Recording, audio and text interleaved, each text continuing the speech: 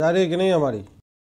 Question ये है, तो सिंपल सा प्रॉब्लम है जिसके ऊपर हम लोग डिस्कस करते हैं, सबसेट के ऊपर ही है। This is a problem is that set x दिया हुआ है, capital x equal to this is given as 4 की power n minus of 3n minus of 1, ठीक है।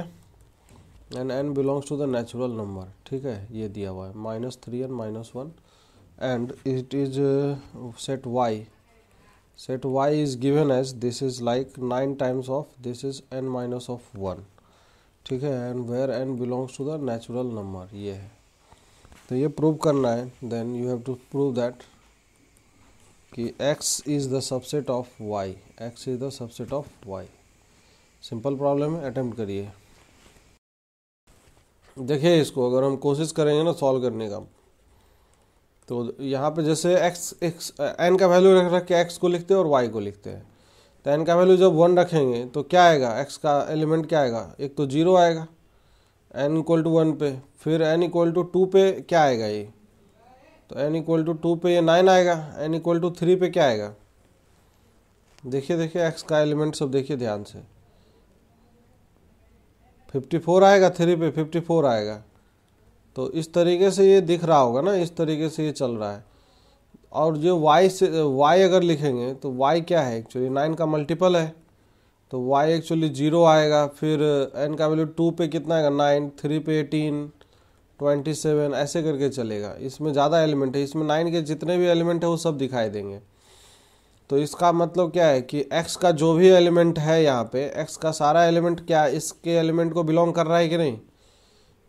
तो ये तो एक तरीका हो गया, x इज, इससे हमें दिख रहा है कि x is the subset of y। This is one of the method. बाकी मेथड 2 अगर बात करें, बाइनोमियल पढ़े थे ना हम लोग, याद आ रहा है, कुछ नहीं याद आ रहा है। बाइनोमियल थ्योरम से देखिए, बाइनोमियल तो हम लोग पढ़ चुके हैं ना, तो उसका यूज कर लेते हैं। बाइनोमियल से अगर बात करें तो बाइनोमियल थ्योरम में देखो, ये जो 4 की power n minus 3n minus of 1, तो इस 4 की पावर n को अगर हम लिख ले 1 प्लस ऑफ 3 की पावर में n minus 3n minus of 1, इसका एक्सपांसन कर सकते हैं बाइनोमियल थ्योरम से। तो क्या होगा एक्सपांसन, NC0 प्लस, याद करिए क्या होता था, 3 की पावर n होता था, NC0 प्लस 3 की पावर, मतलब ये मतलब इस तरीके से चलेगा, 1 की पावर n ऐसे, फिर आगे क्या आएगा NC1 3 की पावर 1, फिर NC2 ऐसे चलेगा, 3 का स्क्वायर ऐसे करके कहाँ तक चलेगा। दिस इज NCn 3 की power n minus of 3n minus of 1 आएगा। कोई समस्या है क्या। अब यहाँ पे जो चीज़ें हैं समझने के लिए उसको समझना है ध्यान से सभी लोग को। अब यहाँ से लेके यहाँ तक का टर्म समझिए, NC0 और 1 कैंसिल हो जाएगा, NC1 का वैल्यू कितना आएगा, n आएगा, n into 3 is what 3n, और ये 3n कैंसिल आउट हो जाएगा। ओके, क्लियर है क्या। बाकी जो ये टर्म रिमेनिंग है इसको ध्यान से देखिए, यहाँ से लेके यहाँ तक, इसमें हमें क्या फील आ रहा है, क्या फील आ रहा है इसमें, क्या 3 का स्क्वायर कॉमन आएगा बाहर, तो 3 का स्क्वायर बाहर कॉमन ले लो, बाकी इधर बचेगा NC2, फिर NC3 इंटू 3 की पावर 1, ऐसे चलता जाएगा। फिर ये NCn इंटू 3 की पावर n माइनस 2। अब ये जो क्वांटिटी है इसको हम लैम्डा बोल सकते हैं, ध्यान दीजिएगा। कुछ जो भी है एक इंटीजर ही आएगा, something there is integer, m बोल दो ज़्यादा सही रहेगा। तो ये क्या हो जाएगा 9m हो जाएगा, इसका मतलब बात समझ में आ रही है, where m belongs to the natural number. और यहाँ पे इसका मतलब क्या है, ये जो x सेट में जो एलिमेंट था xn, this is xn element जो था, दिस इज 4 की पावर n, ये इस तरीके से ये 9m के फॉर्म में होगा। वो m यहाँ पे आप कोई भी सारा नेचुरल नंबर नहीं आएगा, वो डिपेंड करेगा कि m is the itself function of n। लेकिन हाँ, जो भी आएगा ये एक्चुअली में ना, ये जो भी आएगा वो क्या होगा एक्चुअली में, वो इधर का ही एलिमेंट होगा। और y क्या है, y तो पूरा 9 का मल्टीपल है, इंक्लूडिंग 0 है।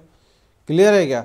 तो दैट्स वाई हम बोल सकते हैं यहाँ से भी कि x is the subset of क्या है, y है। इस तरीके से इन जनरल अगर समझना हो तो, है कि नहीं। तो ये है, एग्जैक्टली में इक्वल नहीं है, दोनों अलग अलग चीज़ें हैं। y में ज़्यादा एलिमेंट होगा क्योंकि y is consisting of all the multiple of 9s, but x is consisting of multiple of 9 but not all the multiples of 9। बात समझ में आ रही है कि नहीं। तो इसलिए x का घर छोटा है और y का घर ज़्यादा बड़ा है, तो इसलिए x is the subset of y। Subset को बताया था ना कैसे दिखाते हैं, ये y का घर है तो ये है x का घर, है कि नहीं, दिस इज इस तरीके से है। तो इस तरीके के क्वेश्चन आपको मिल सकते हैं एग्ज़ाम वगैरह में, कोई दिक्कत की बात नहीं है। अच्छा एक चीज़ हमें ये बताइए, अभी आगे बढ़ते हैं फिर, तो उसमें हम और भी चीज़ें धीरे धीरे क्लियर करते जाएंगे। क्वेश्चन इस टाइप का काफ़ी बनता है, तो इसीलिए क्या है कि ध्यान देना है। पावर सेट का डेफिनेशन हमने कल डिस्कस कर लिया था ना, पावर सेट वगैरह बता दिया था कि पावर सेट क्या होता है, collection of subsets of all the collection of subsets of A set. एक किसी भी एक सेट का जितना भी सबसेट होगा उसके सारे सबसेट का जो कलेक्शन होगा that is called the power set, है कि नहीं। तो ये ध्यान रखना है कि पावर सेट क्या होता है। तो पावर सेट इंपॉर्टेंट थिंग है। प्रॉपर सबसेट इम्प्रॉपर सबसेट के बारे में बात कर लिए थे हम लोग कि प्रॉपर क्या होता है, इम्प्रॉपर क्या होता है, याद है ना चीज़ें। अब नाउ नेक्स्ट हम लोग पढ़ेंगे वेन डायग्राम्स। वेन डायग्राम से ही चीज़ें पहले क्लियर करते हैं, वेन डायग्राम से फिर हम पढ़ेंगे आगे union of sets, intersection of sets वगैरह के बारे में। तो ये अगर आपको काम आएगा प्रोबेबिलिटी के अंदर भी सेट थ्योरी एक्चुअली, तो वेन डायग्राम के बारे में हम लोग आज चर्चा करेंगे। Venn diagram, this is Venn diagram. Venn diagram, तो वेन डायग्राम क्या होता है। Venn diagram actually basically set को पिक्टोरियल रिप्रेजेंटेशन में दिखाने का एक तरीका है कि नहीं। तो वेन डायग्राम में रेक्टेंगल क्या शो करता है, रेक्टेंगल से कभी भी हम यूनिवर्सल सेट को शो किया करेंगे, ठीक है ना। किसी भी कंटेक्स्ट में अगर बात कर रहे हैं, किसी एक गिवन कंटेक्स्ट में, तो हम रेक्टेंगल से किसको शो करेंगे, this is universal, universal set को रिप्रेजेंट करते हैं। यूनिवर्सल सेट मतलब collection of all the kinds of set. जैसे अगर मान लो हम रियल नंबर्स का बात कर रहे हैं, भाई रियल नंबर का बहुत सारा वो होता है ना भाई, बहुत सारा सबसेट वगैरह होता है, जैसे रैशनल नंबर, इरेशनल नंबर, तो उसके लिए यूनिवर्सल सेट क्या हो जाएगा, रियल नंबर हो जाएगा। तो दैट्स वाई, और बाकी रियल नंबर का भी यूनिवर्सल सेट अगर लेना हो तो कॉम्प्लेक्स नंबर ले लो। तो इस तरीके की बात है, खैर कहने की मतलब ये है। तो कभी भी अगर सेट को रिप्रेजेंट करना हो तो वेन डायग्राम से, तो वेन डायग्राम से कैसे रिप्रेजेंट करते हैं, जैसे इन ए गिवन कंटेक्स्ट, इन ए गिवन कंटेक्स्ट, इन ए गिवन कंटेक्स्ट, इन ए गिवन कंटेक्स्ट, किसी कंटेक्स्ट में अगर बात हो रहा है, तो अगर रेक्टेंगल रिप्रेजेंट कर रहा है किसको, रेक्टेंगल रिप्रेजेंट कर रहा है यूनिवर्सल सेट को, तो इसके अंदर सेट को रिप्रेजेंट करेंगे हम, this is set A and this is universal set you. तो ये इसका क्या होगा, सबसेट होगा, ये चीज़ ध्यान रखना है। अच्छा यूनिवर्सल सेट का एक्चुअली जितने भी सेट्स होंगे सबके सब क्या होंगे, सबके सब होंगे उसके सबसेट होंगे, क्योंकि यूनिवर्सल सेट सुपर सेट है ना यार, उससे बड़ा कोई सेट हो ही नहीं सकता है। एक गिवन कंटेक्स्ट की बात कर रहे हैं, तो क्या क्या कॉन्फ़िगरेशन हो सकता है। जैसे अगर हम बात करते हैं, जैसे एक यूनिवर्सल सेट है और दो सेट है, लेट सपोज है, तो दो सेट है, मान लो एक सेट ए है इधर और एक सेट बी है इधर। ऐसा कॉन्फ़िगरेशन हो सकता है कि दोनों का दुनिया अलग अलग हो, दोनों का घर हो उस घर के अंदर लेकिन अलग अलग हो। ऐसा भी हो सकता है कि ए और बी का घर हो और थोड़ा ओवरलैपिंग हो, हल्का फुल्का ओवरलैपिंग कर रहा हो, इधर ए है और इधर बी है। ऐसा भी हो सकता है कि कम्प्लीटली ए के अंदर बी लाई कर जाए, ये ए का घर है और इसके अंदर बी का घर आ गया, है कि नहीं, this is B and this is A. तो इस तरीके का तीन टाइप का कॉन्फ़िगरेशन पॉसिबल है। जैसे पहले वाले में अगर बात करें, first case, this is second case and this is the third case. तो पहले वाले में क्या ए और बी में कोई भी एलिमेंट कॉमन आएगा क्या, कोई भी एलिमेंट कॉमन नहीं होगा। दूसरे वाले में हाँ कुछ एलिमेंट ज़रूर कॉमन होंगे, बात समझ में आ रही है, ये जो रीजन है ये कॉमन रीजन है। और तीसरे वाले में तो बी का जितना भी एलिमेंट है वो सब ए में होगा। तो इसलिए क्या है कि वो तो कम्प्लीटली इसके इनसाइड है। तो ये सब छोटी छोटी बातें जो डायग्राम से, पिक्टोरियल डायग्राम से क्लियर होगा चीज़ें। अब नाउ ऑपरेशन ऑफ सेट के बारे में बात करते हैं, जो ऑपरेशंस ऑन सेट। तो ऑपरेशंस ऑन सेट्स यही काम का चाहिए, यहीं से अलजेब्रा चालू होगा। Operations on set, operations on sets, ठीक है, सेट्स पे यही अलजेब्रा, यही काम का चीज़ है, यही पूछा जाएगा एग्जाम में। तो सबसे पहले क्या होता है, यूनियन ऑफ सेट्स। सबसे पहले यूनियन ऑफ सेट्स। तो यूनियन क्या होता है, यूनियन ऑफ सेट्स। तो यूनियन का मतलब क्या है, सारे सेट को मिला देंगे तो उसको यूनियन कहेंगे, है कि नहीं। जैसे मान लो दो सेट दिया हुआ है, लेट सपोज दैट, एग्जांपल से समझते हैं। यूनियन का मतलब शाब्दिक अर्थ क्या है, जैसे यूनियन को डिनोट करते हैं यू से, है कि नहीं, दिस इज द डिनोशन। मतलब ये यूनियन का अलग ही साइन होता है, मतलब यू टाइप का दिखता है। तो अब यह है, जैसे मान लो दो सेट का यूनियन ले रहे हैं, जैसे ए यूनियन बी एक नया सेट बनेगा, है कि नहीं। तो ए यूनियन बी एक नया सेट अगर बन गया तो इसका क्या मतलब है। तो जैसे अगर हम बोले x is equal to A union B, तो x में जो एलिमेंट आएगा उसका क्या मतलब है, x में वो कौन कौन से एलिमेंट होंगे, a के भी एलिमेंट होंगे, b के भी एलिमेंट होंगे। बात समझ में आ रही है ना। तो x में जो एलिमेंट होगा, x will consist of all the elements of a and b, ठीक है। Will consist of, x will consist of all the elements of a and b। क्या यूनियन का मतलब क्या होता है, जोड़ना। मतलब ऐसे अर्थमेटिक्स से अगर थोड़ा कंपैरिजन करें तो जोड़ना। ऐसा एज फॉर एग्जांपल अगर बात करें, सेट ए इक्वल टू दिया हुआ है 1 2 3 4 5, और सेट बी इक्वल टू दिया हुआ है, दिस इज मान लेते हैं 4 5 6 7 8 है, इस तरीके से है। तो दोनों का ए यूनियन बी अगर लेंगे तो ए यूनियन बी क्या हो जाएगा, तो जो भी एलिमेंट है पहले दोनों में वो लिखना पड़ेगा। तो 1 इधर तो 1 लिखेंगे, फिर 2 इधर है 2 लिखेंगे, फिर 3 इधर है 3 लिखेंगे। अब यहाँ 4 5 दोनों में तो कोई बात नहीं, 2 बार नहीं लिखेंगे, एक ही बार लिखेंगे, क्योंकि सेट में repetition of element is not allowed. 4 5 और फिर उसके बाद फिर यहाँ पे बाकी जो रिमेनिंग एलिमेंट है 6 7 8, ये this is called the union, यही यूनियन कहलाएगा। बात समझ में आ रही है ना। तो ये यूनियन ऑफ सेट्स है। नाउ नेक्स्ट अगर बात करते हैं, अच्छा एक चीज़ और यहाँ पर नोट डाल के अगर छोटा सा बात कर लेते हैं पहले। जैसे नोट डाल के अगर बात करें कि अगर हम बोले A is the subset of A union B, क्या ये सही बात होगा कि नहीं। And B is also the subset of A union B, ये सही बात है कि नहीं, पहले इसको वेरीफाई करिए। बिल्कुल सही बात है, क्योंकि A यूनियन B मिला के जो दुनिया आया है उसमें A का भी सारा एलिमेंट होगा और B का भी सारा एलिमेंट होगा। तो that's why A is the subset of A union B and B is also the subset of A union B। इससे छोटी सी बात थी, बाकी हम कर लिए, उसमें कोई घबराने जैसी बात नहीं इतने। अच्छा, बहुत एक चीज़ और बात कर लेते छोटा सा।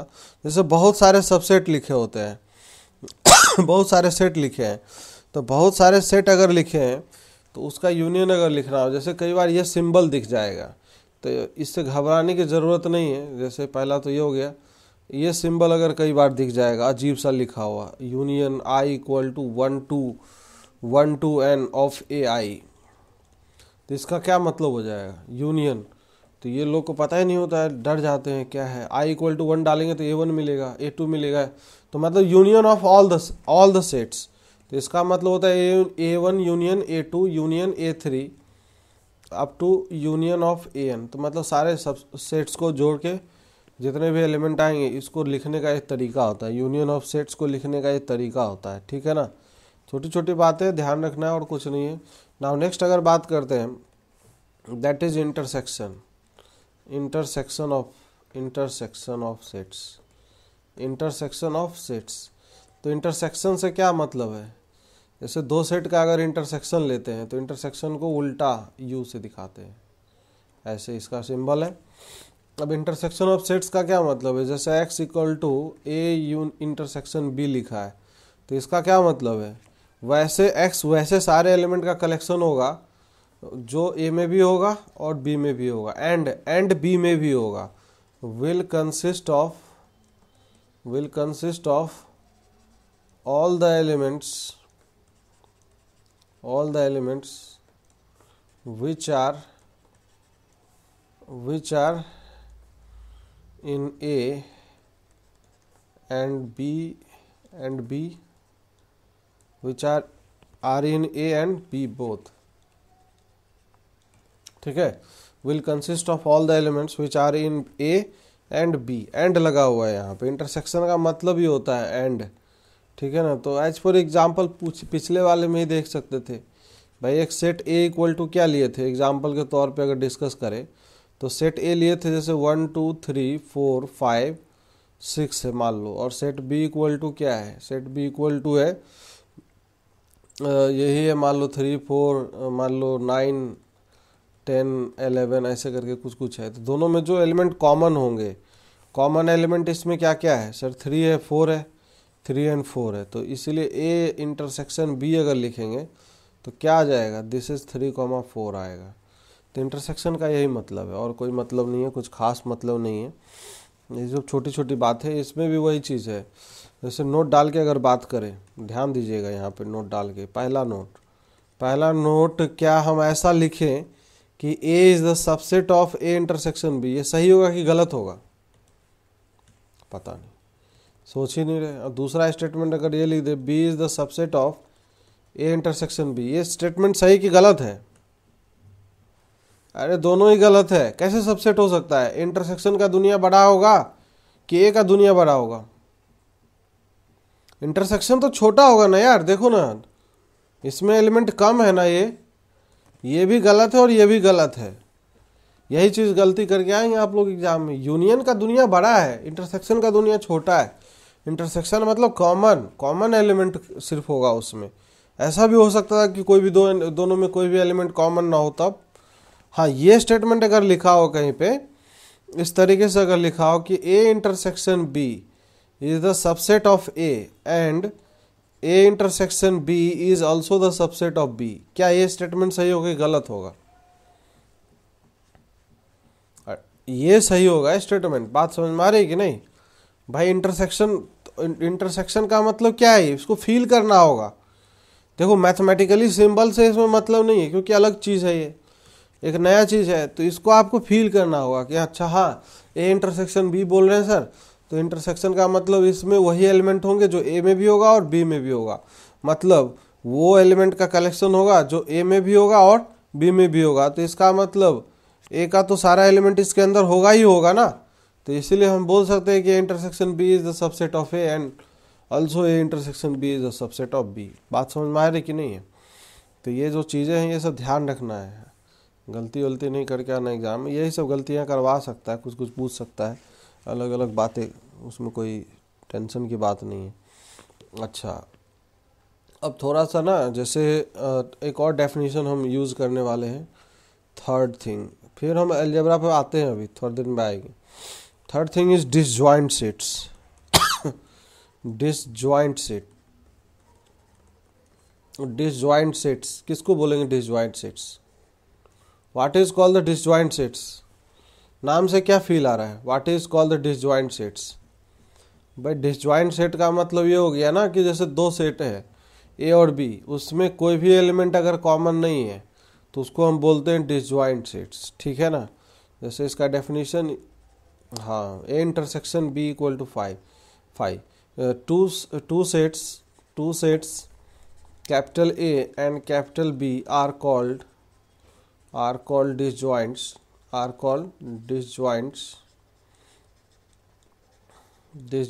if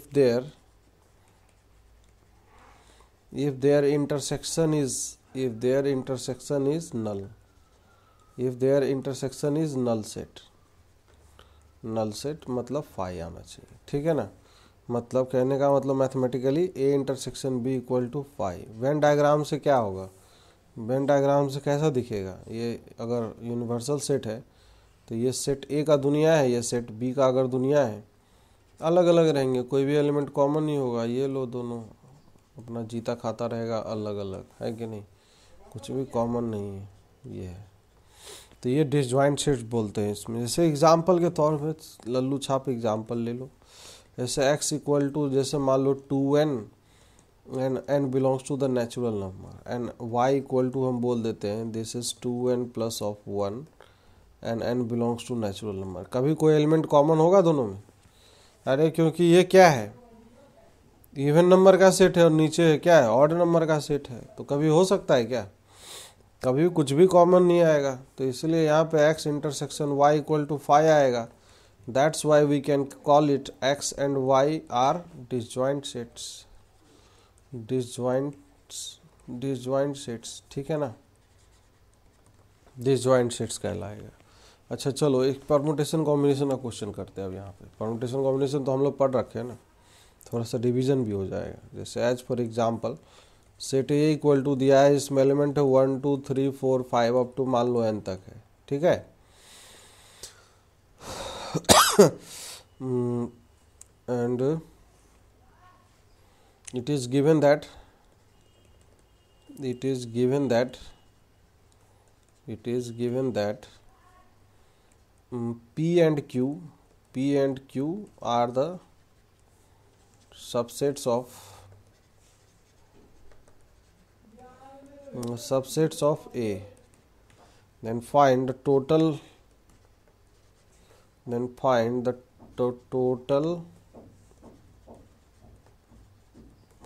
subsets P and Q such that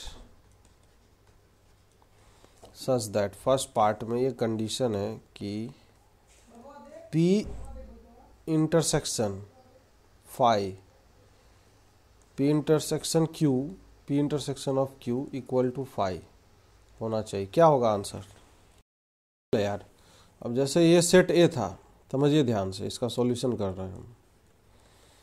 set A equal to क्या है 1 2 3 ऐसे करके 4 5 है कि नहीं, ऐसे करके n एलिमेंट्स हैं। अब हमें एक घर तैयार करना है, 2 घर तैयार करना है, एक नहीं 2 घर तैयार करने हैं। एक घर P के लिए और एक घर किसके लिए, Q के लिए। इस घर में जो सदस्य होंगे, जो मेंबर होंगे, वो मेंबर कहाँ से आएंगे, यहीं से आएंगे, ए से आएगा। बात समझ में आ रही कि नहीं? इसी के तो हम हर एलिमेंट से पूछेंगे कि अबे तुम्हारा क्या इच्छा है, एलिमेंट 1। तो एलिमेंट 1 से हमने पूछा कि तुम्हारा क्या इच्छा है, तो एलिमेंट 1 के पास how many options will have for the element 1, ये बताइए। ऑप्शंस फॉर द एलिमेंट 1, पहले एक के लिए सोचेंगे ना। ऑप्शन फॉर एलिमेंट 1, बताइए क्या क्या होगा ऑप्शन, बताओ भैया। या तो उसके पास ऑप्शन होगा कि वो बोलेगा P के घर में, भाई P के घर में, या वो कहेगा नहीं हम Q के घर में, वो कहेगा Q के घर में हम जाएंगे, Q के घर में। अच्छा, ऐसा भी हो सकता है कि P एंड Q दोनों के घर में, P एंड Q दोनों के घर में होगा कि नहीं, सोचिए। क्यों नहीं होगा? अब डिसजॉइंट है इसलिए ये नहीं होगा। मैं लिख रहा हूँ, ऑप्शन लिख रहा हूँ अभी, अब उसमें से देखेंगे क्या क्या हो सकता है। ऐसा भी तो हो सकता है कि ना तो P के घर में, ना ही P के घर में नहीं, P के घर में नहीं, एंड Q के घर में भी नहीं, दोनों के घर से बाहर, एंड Q के घर में नहीं, मतलब हम दोनों के घर में ना जाए। ऐसा भी तो हो सकता है Q के घर में केवल, ये यहाँ पे ये सब लिखना जरूरी है, इधर Q के घर में केवल, ठीक है। चलो ये कितने काइंड के पॉसिबिलिटी है, 1 2 3 4। अच्छा, दोनों के घर में जाने का तो कोई ऑप्शन ही नहीं है, तो इसका मतलब आंसर क्या हो जाएगा इस केस में? Each element is having how many options, ये 3 ऑप्शंस। तो आंसर आप बता सकते कितना होगा आंसर? अब तो आंसर बता दो भैया, तोता लोग। तो अब आंसर कितना होगा? 3 की पावर n हो जाएगा आंसर, 3 की पावर n। समझ में आया? 3 की पावर n होगा आंसर। क्यों होगा 3 की पावर n? वाई? क्योंकि each element is having 3 options, 3 into 3 into 3 into 3 हो जाएगा। तो दैट्स वाई ये आंसर आ जाएगा, 3 की पावर n आंसर आएगा। अच्छा, इसमें सेकेंड पार्ट अब करते हैं, थोड़ा सा बढ़िया करते हैं, सोच के जवाब दीजिएगा, गलत सलत नहीं होना चाहिए। कि such that P intersection Q is equal to 5, P intersection Q is equal to P intersection Q equal to 5 and also P union Q is equal to A। ये है, कहना चाह रहे हैं हम। इसका क्या मतलब है? मतलब इसका ये है कि भैया अब उसके पास कितने ऑप्शन है बताइए, पी के घर में जाएगा कि अच्छा दोनों के घर में जाएगा, दोनों के घर में नहीं जाएगा, दोनों के घर में जाएगा तो ये कंडीशन वायलेट हो जाएगा। अच्छा दोनों बाहर रहेगा, दोनों बाहर रहेगा तो फिर कैसे होगा, यूनियन ए के बराबर हो ही नहीं पाएगा। तो इसका मतलब क्या है, दो ही ऑप्शन है, या तो पी में जाएगा या तो क्यू में जाएगा। Each element is having how many options, 2 options. So that's why answer will be what? Each element is having only 2 options. 2 option क्या है, 2 ऑप्शन क्या क्या थे, पी में, पी के घर में गया और क्यू के घर में नहीं गया। या ये हो सकता है कि भैया क्यू के घर में गया और पी के घर में नहीं गया। तो यही 2 ऑप्शन थे, तो that's why answer will be what, तो आंसर हो जाएगा 2 इंटू 2 इंटू 2 अप टू 2। तो द आंसर विल बी 2 की power N, this is the answer. Clear है क्या? खैर इसमें और भी बहुत टाइप के क्वेश्चन बनते हैं, ऑर्डर्ड पेयर, अनऑर्डर्ड पेयर, ये सब करने लग जाएंगे, सब पगला जाएंगे अभी के अभी। इतना क्लियर है क्या? पहले समझ में आया चीज़ें? नहीं समझ में आया होगा तो कोई बात नहीं, बाकी आ जाएगा धीरे धीरे, कोशिश करते रहिए। बाकी पुरानी चीज़ों को थोड़ा थोड़ा रिवाइज करते रहेंगे तो आ जाएगा। चलिए आगे बढ़ते हैं। अच्छा,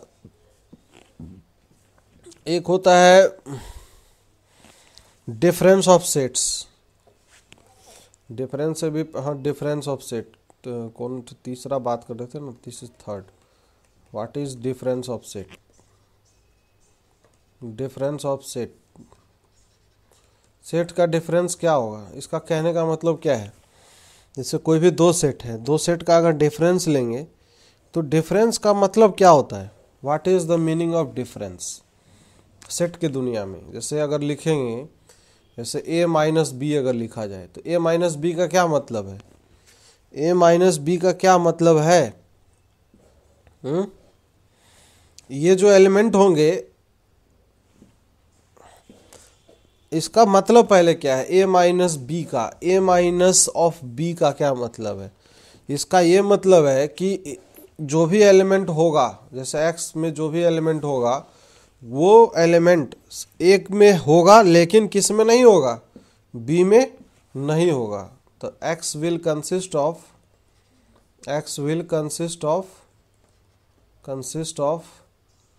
elements belonging to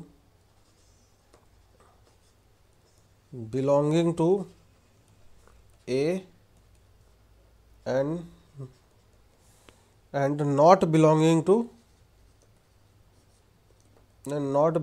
to B। ठीक है, वो B को बिलोंग नहीं करेगा। इसको वेन डायग्राम से कैसे रिप्रेजेंट करेंगे देख लीजिए, ये समझ लीजिए। जैसे ये यूनिवर्सल सेट है, इसी में दोनों सेट है, this is set A and this is set B. ठीक है, सेट बी है, क्या हो गया, this is the set B, ये सेट ए है और दिस इज सेट बी। अब यहाँ पे सेट ए में ये जो पार्ट है, ध्यान दीजिए, ये जो पार्ट है, इतना जो पार्ट है, इस पार्ट को हम क्या बोलेंगे? a माइनस बी बोल सकते हैं। ऐसा फील नहीं आ रहा है कि इसमें जो b वाला पार्ट था, ये इंटरसेक्शन वाला जो रीजन है, ध्यान दीजिए, इसमें इंटरसेक्शन वाला जो रीजन था वो b में भी था। अब ये जो बचा ना, एक्चुअली में प्योर a बचा है, सिर्फ और सिर्फ a है इसमें। मतलब this part is only consisting of those elements which are belonging to only a। तो a माइनस बी को हम ऐसे दूसरे लैंग्वेज में, अपने लैंग्वेज में हम बोलते हैं pure A. This is also called the pure A. इसमें मिक्सिंग नहीं चाहिए, प्योर ए मतलब सिर्फ ए होगा इसमें। बात समझ में आ रही ना? प्योर ए मतलब बी को छोड़ के। तो इसको अगर लिखेंगे तो a माइनस बी को कैसे लिखेंगे? a माइनस बी का जो एक्सप्रेशन होगा, तो क्या a माइनस बी के हम एक्सप्रेशन को क्या a minus of a intersection b भी लिख सकते हैं? पता नहीं क्या लिख दिया, ये अजीब सा लिख दिया। अरे डायग्राम से समझिए, डायग्राम से। ए इंटरसेक्शन बी, इंटरसेक्शन वाला रीजन कौन सा था, ये वाला रीजन है ना इंटरसेक्शन, ये बीच वाला जो रीजन है this is called the intersection region, तो इसलिए उसको घटा देंगे। अगर सिमिलरली अगर हमें लिखना हो बी माइनस ए क्या होगा, तो बी माइनस ए अगर लिखना हो तो क्या होगा जी बताइए, B minus A intersection B चाहे बी इंटरसेक्शन ए, बात समझ में आ रही है ना। तो ये है एक्चुअली में, इसका अगर वेन डायग्राम बनाएंगे तो ऐसा दिखेगा इस तरीके का, ये है ए और ये है बी, ठीक है, this is A and this is B. तो ये जो रीजन आएगा दिस रीजन इज व्हाट, ये रीजन कौन सा रीजन है, ये रीजन है B minus of A region है, ठीक है ना। तो ये सब छोटी छोटी बातें हैं, बस ध्यान रखिएगा, यही सब एग्जाम में क्या कॉन्सेप्ट क्लियर करेगा। नाउ नेक्स्ट अगर बात करें, यहीं पे ध्यान देना है, सबसे इंपॉर्टेंट चीज़ है ये सब जो चल रहा है। एक होता है symmetric difference of the sets, symmetric difference, symmetric difference का क्या मतलब, फील क्या आ रहा है, सिमेट्रिक डिफरेंस से क्या फील आ रहा है, दोनों में डिफरेंस लेंगे। Symmetric difference, symmetric difference of two sets, symmetric difference of two sets. तो symmetric difference of two sets क्या होगा, दो सेट का सिमेट्रिक डिफरेंस अगर लेंगे तो बहुत सिंपल सी बात है, क्या होगा, A minus B union B minus of A, B minus of A, this is called the symmetric difference. मतलब pure A and pure B का एक्चुअली यूनियन है, this is pure A and this is what, pure B, इसका union है। मतलब ऐसे इसको diagram से अगर दिखाए तो डायग्राम से कैसे दिखेगा, ये है ए का दुनिया, ये है बी का दुनिया, तो ये है this is set A and this is set B. तो सिमेट्रिक डिफरेंस मतलब ए माइनस बी, तो ये रीजन हो गया, ठीक है, और बी माइनस ए कौन सा रीजन हो गया, B minus A is this region. तो ये जो एक्सप्रेशन है this is called the symmetric difference. तो इसका अगर हमें एक्सप्रेशन लिखना हो तो लिख सकते हैं ए माइनस बी यूनियन, फील से बताइए, बी माइनस ए, दोनों को प्योर करना है तो इम्प्योर वाला रीजन हटा देंगे। ए माइनस बी का एक्सप्रेशन क्या था, A minus of A intersection B था, समझ में आ रहा है। फिर प्लस क्या हो जाएगा, नहीं समझ में आ रहा, फिर प्लस क्या होगा, हाँ, तो फिर ये इस तरीके से हो जाएगा B minus of A intersection B, समझ में आ रहा है ना। अब दोनों को ऐड कर देंगे तो क्या हो जाएगा, ये A plus B minus of क्या हो जाएगा, this is 2 times of A intersection B हो जाएगा। क्लियर है ना। तो ये इस तरीके से ध्यान रखना और कोई बड़ी बात नहीं है। अच्छा, next complement of set. Complement of set से ये तो पता ही होगा, सब छोटी छोटी बातें हैं। कॉम्प्लीमेंट ऑफ सेट क्या होता है, complement of set, complement of set. तो कॉम्प्लीमेंट ऑफ सेट अगर बात करेंगे, जैसे मान लो सपोज दैट ये सेट है, set universal set, this is A है, तो अगर सेट ए है ये, तो इसके बाहर का जो दुनिया होगा, ये कॉम्प्लीमेंट का अपोजिट, अपोजिट वाला दुनिया, ये जो बाहर वाला दुनिया होगा ना, ये इधर वाला, तो इसको हम बोलेंगे ए कॉम्प्लीमेंट, ठीक है ना। अगर अंदर वाला ए है तो बाहर वाला ए कॉम्प्लीमेंट होगा। कॉम्प्लीमेंट को दिखाते ए कॉम्प्लीमेंट, ए डैश, ए बार, ये 3 रिप्रेजेंटेशन है, समझ में आ रहा है ना। तो जब कभी भी किसी भी सेट का कॉम्प्लीमेंट लिखना हो, एन ऑफ ए कॉम्प्लीमेंट लिखना हो, तो क्या होगा, यूनिवर्सल सेट में से घटा लिया करिए, universal set minus of n of A. उल्टा है ना एक्चुअली में, कॉम्प्लीमेंट का यही मतलब होता है कि वैसे सारे एलिमेंट का कलेक्शन जो ए को बिलोंग ना करे, ए का कॉम्प्लीमेंट अगर लिख रहे हैं ना, है कि नहीं। तो ए कॉम्प्लीमेंट का मतलब है will consist of all those elements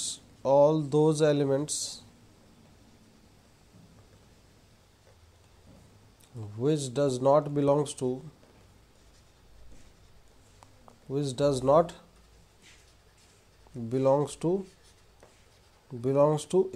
ए को बिलोंग नहीं कर रहा है, ठीक है ना।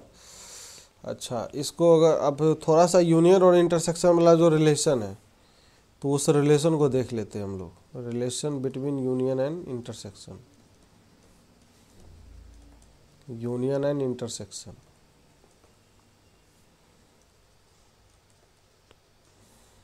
तो relation between union and intersection बहुत सिंपल है, वेन डायग्राम से सब कुछ दिखता है कि नहीं। वेन डायग्राम बढ़िया चीज़ है। देखिए कभी भी इस टाइप का कोई भी क्वेश्चन आ जाए, हम तो इसी से करते हैं, डायग्राम बनाते हैं, मैथमेटिकल एक्सप्रेशन क्या बोल रहा है उसको फिल करो, डायग्राम को उसके साथ मर्ज करो, कहानी खत्म। ए यूनियन बी का मतलब क्या होता है, ए और बी का दुनिया दोनों मिला के, मतलब ये कंप्लीट रीजन चाहिए, समझ में आ रहा है ना। This is called the union, इसी को हम बोलते हैं यूनियन, इसको हम यूनियन बोलेंगे। अब ये यूनियन का एक्सप्रेशन अगर लिखना हो, जैसे मान लिया N of number of elements in A union B, तो कैसे लिखेंगे, क्या हम एन ऑफ ए लिखेंगे फिर प्लस एन ऑफ बी लिखेंगे, लेकिन N A plus N B जब लिखेंगे तो उसमें वो रीजन जो दोनों में कॉमन था, ये वाला रीजन, इंटरसेक्शन वाला रीजन, तो ये कॉमन रीजन 2 बार आ चुका होगा, एक बार ए में भी आया होगा और एक बार बी में भी आया है, दिख रहा है ना ये चीज़ें। ये जो बीच वाला रीजन है, this is A intersection B वाला रीजन जो है, तो इसलिए हम क्या करेंगे, एक बार माइनस कर देंगे, N of A intersection B कर देंगे, है ना। तो ये हमारे पास ए यूनियन बी का एक्सप्रेशन आ जाएगा। तो इस पे हम और भी कई सारे क्वेश्चंस और डिस्कशन वगैरह करेंगे, और बाकी इस पे कई सारे एग्जांपल्स भी लेंगे। तो हम इसको अगले लेक्चर में कंटिन्यू करते हैं, ठीक है। कल होगी क्लास, क्योंकि कल हम ले नहीं पाए थे इस वीक में काफ़ी, तो कल हम सेट के बारे में क्वेश्चन ही क्वेश्चन करेंगे, जो काम का चीज़ सब है, काम का तो वही चीज़ है क्वेश्चन, फिर सेट के बाद रिलेशन पढ़ेंगे। बाकी जो अभी सीट हम प्रोवाइड करेंगे, उस सीट में और भी कई सारी चीज़ें हमने मर्ज कर दिया है, छोटा मोटा जो टॉपिक सब होता है, जैसे हाइट एंड डिस्टेंस के कुछ क्वेश्चन और मिल जाएंगे, हाइट एंड डिस्टेंस जैसे ट्रिग्नोमेट्री वाले सीट में भी होगा, और फिर दूसरा पीएमआई का भी क्वेश्चन होगा, प्रिंसिपल ऑफ मैथमेटिकल इंडक्शन, महा लल्लू छाप टॉपिक है, लेकिन क्या है कि कुछ क्वेश्चन आते हैं, इसलिए कुछ थ्योरी भी दे दिया हमने इसके साथ। ये सब जितने टॉपिक्स है सबका कुछ थ्योरी भी होगा और बाकी क्वेश्चंस भी होंगे, सॉल्व एग्जांपल्स भी होंगे उसमें, फिर सेट्स होंगे, सेट्स का और फिर रिलेशन का, ये तीनों चारों टॉपिक का सीट होगा। इसमें कुछ क्वेश्चंस होंगे प्रैक्टिस करने के लिए, ज़्यादा क्वेश्चन नहीं है, उतना ही है जितने से कॉन्सेप्ट क्लियर हो जाए। तो ये PMI, sets, height and distance वगैरह, ये सब छोटे मोटे टॉपिक जितने हैं वो सब का असाइनमेंट सीट मिल जाएगा, ठीक है, शाम तक मिल जाएगा आज। बाकी इस पे हम क्वेश्चन कल करते हैं, मिलते हैं कल, चलिए ठीक है।